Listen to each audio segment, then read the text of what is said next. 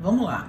Se a gente pensa, por exemplo, né, crianças e adolescentes, né, que estão aí muito recém-chegados nas vidas, né, na vida social e nas presenças em espaços sociais, a maneira como eles já conseguiram desenvolver e elaborar a relação com o corpo, o entendimento do que é esse corpo, a diferença entre os olhares que chegam, as perguntas que podem acontecer, elas podem ter um tipo de resposta e até uma expressão de emoção diferente, né?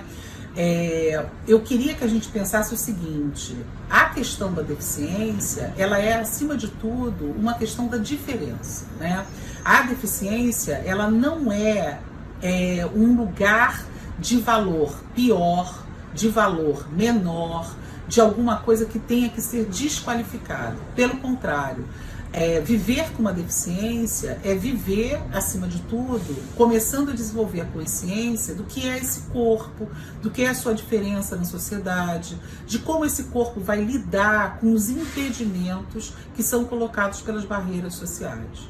Bom, pensando nisso, né, e voltando a essa ideia, né, de que quando a gente fala, por exemplo, de criança e adolescente, formas de elaboração, né, dos estigmas, das marcas e da construção dos preconceitos, né, as crianças, elas tendem a lidar com o seu corpo e com o corpo do outro na diferença, no sentido de entender, de procurar compreender, de perguntar, né? Eles, de uma forma muito simples, eles fazem perguntas, eles colocam questões, eles querem escutar, eles querem entender. Ou seja, quanto menores as crianças, as perguntas que são feitas, elas são perguntas suficientes para elas conseguirem entender quem é aquela pessoa que está diante dela.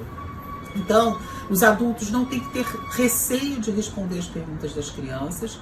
Os adultos têm que olhar para esse mundo, muitas das vezes como as crianças os olham, né? Querendo entender, querendo compreender, querendo de uma certa forma, inclusive, brincar, ou seja, brincar junto.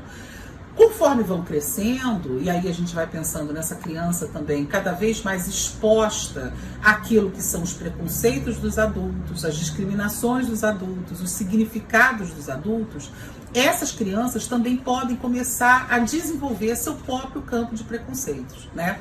E aí elas ficam meio parecidas, né, com esses adultos que discriminam, que não perguntam, mas que disfarçam. Eles fazem de conta que eles não viram, mas o olhar e isso a gente vê muito nas pesquisas, nas conversas com as mães nas clínicas, com os pais, né, com as próprias crianças, que é aquele olhar que incomoda. Não é a pergunta que incomoda, é o olhar que incomoda, né? E a pergunta, se ela bem colocada, ela às vezes é uma forma de compreensão, é uma forma de entender melhor, né, de inclusive saber quem é aquela pessoa, como que ela pode se aproximar.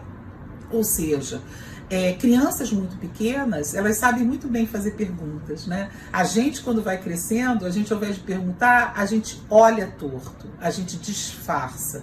E esse olhar que disfarça e olha torto é o olhar que incomoda.